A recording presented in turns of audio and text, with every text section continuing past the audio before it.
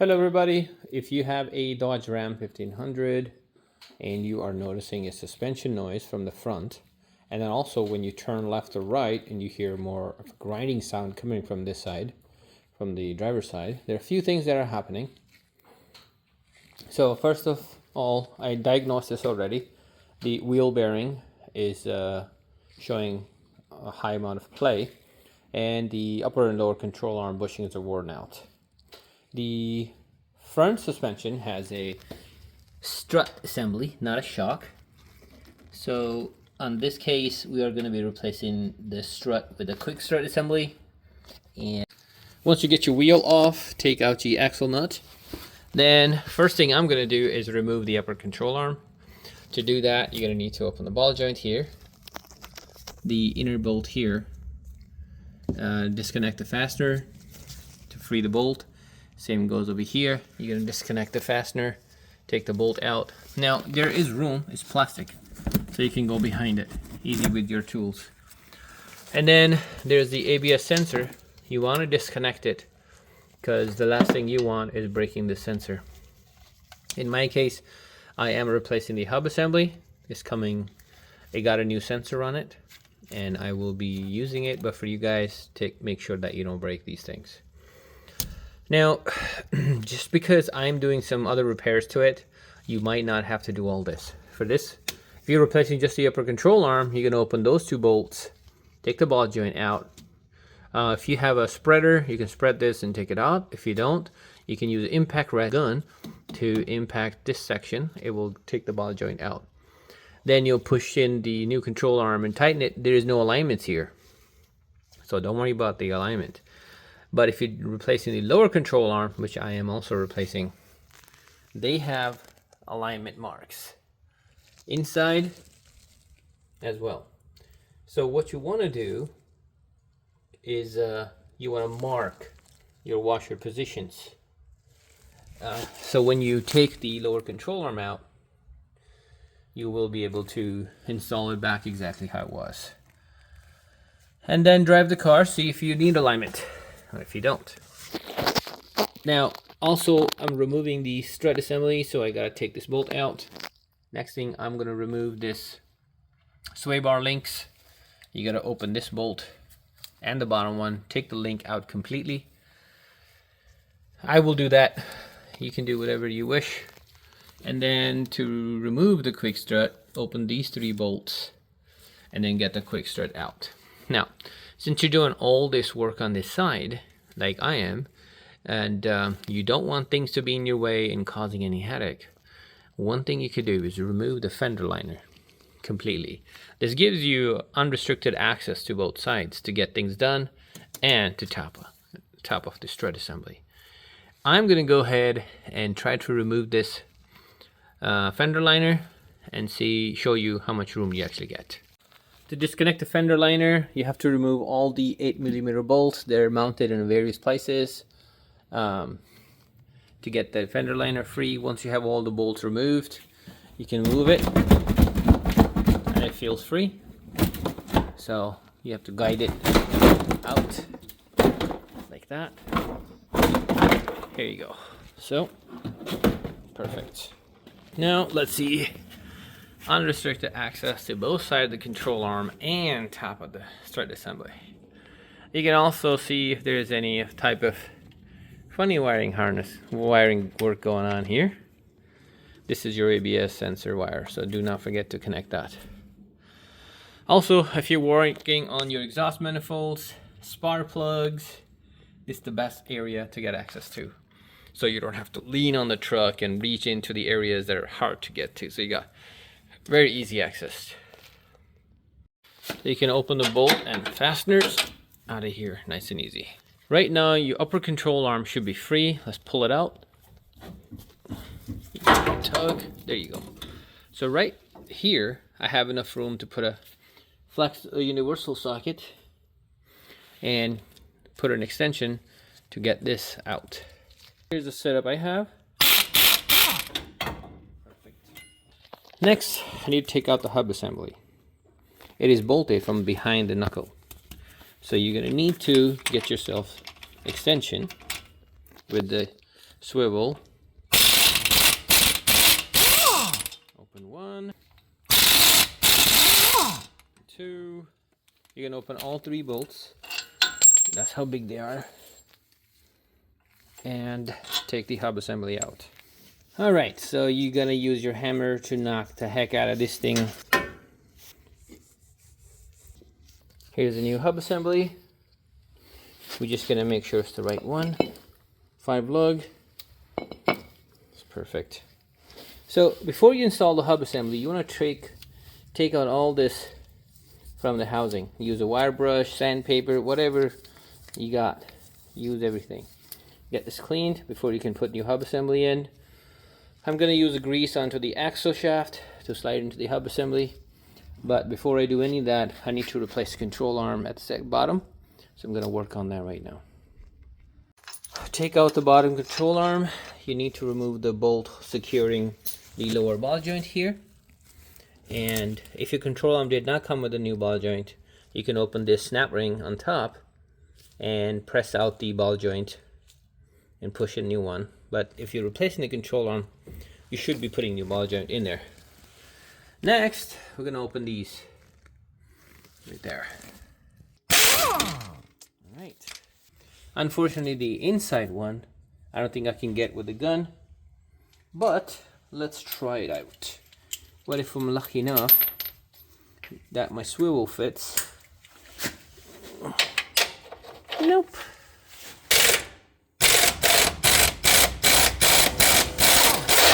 Oh yeah, it worked. So I got the outer tire removed. I got the sway bar links removed. Spindle is out. Lower control arm is out. Try to clean the spindle inside and reassemble everything back into the spindle. And before I mount anything, I need to get to my quick strut. I'm gonna go ahead and remove that. So it's 15 millimeters. There you go. Nope, the spring did not disconnect. It's just the whole assembly. So you're safe to open these 3. Do not open that. So I got all the new parts here. Got the lower control arm, quick strut, the upper control arm, and the hub assembly, which is right here.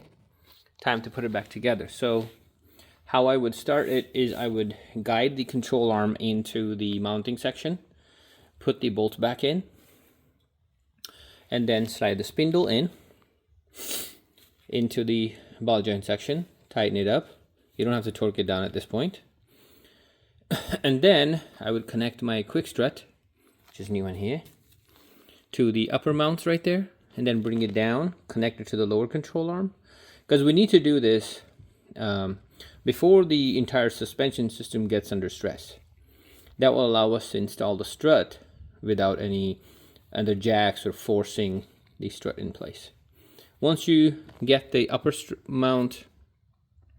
plate of the strut mounted, the lower part of the strut mounted here with the bolts in, then I'm going to connect the sway bar links. The upper control arm will be then mounted back in there, and the ball joint will come back out and secure the upper part of the spindle. After that, of course, you're going to put your rotor and the caliper bolted back in, and basically that's how it will be done. Remember, you marked the washers for the alignment, so you'll have to remember the right bolt and the left bolt. They're different. Once you take them out, the right bolt has a cut in it and the left bolt is fully solid. So that's another way you can do it. So what you would do is line up the bolt with the washer. This is how it is, and you're going to line up your mark here with the mark you marked on the body, and you see how there's a bolt with a cut on it. Yeah, it's only going to go in one direction. And then put the other side, hold this one with a open wrench and torque this down. That's how you're going to install on the left side one too. So I'm not going to be able to show everything. It's just everything is so heavy, cannot do it with one hand. But I already showed you, guided you how to do this. This is how I would do it. If you do it this way, for me, it's everything so easy that I'm not forgetting stuff and then taking things off, you know. So thanks for watching, everybody. I will show you how it's put back together in a minute. I'll be right back. So this is what I'm talking about, how to align your washer down here. So you're just gonna turn and mark, line it up with your marks. Mine's are right here, and I have aligned the inside ones already. And you're gonna hold this and torque this one down. You also have to align the front washers as well, same way. So here we go. We got the upper control arm mounted, the strut tower assembly mounted, and we got the bottom of the strut assembly mounted. Lower control arm torqued down, marks are lining up, and same on this side. And see, the axle is in. I haven't installed the fastener for it, so you can do that. Now I have to tighten the bolts for the quick strut. The sway bar links, if you have not removed both of them, you will know when you go to put everything back together, because these bushings are always under stress. So when you remove it out of here, they put it back in a position, and if you forgot to slide it in to your control arm while installing it, you're gonna have to unbolt the other side, lift it up, and slide this back into the control arm. The outer tie rod end is torqued down.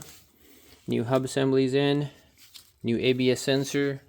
It goes and mounts under the control arm, comes out and gets mounted and plugged in. This little section will be plugged behind the fender liner. So like I said, these bolts don't have any alignments, so you can torque them down to the best of your ability.